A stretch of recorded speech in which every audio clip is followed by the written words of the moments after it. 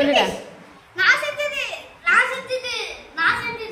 என்னது? I did this jelly. Banana jelly. First we want to take agar and then we want to put in a non-stick tawa and then we want to put genie and then we want to mix. Genie means by sugar. We want to put sugar and mix and then we want to put in a plate like this and pour it on this and then cut the bananas and put on that.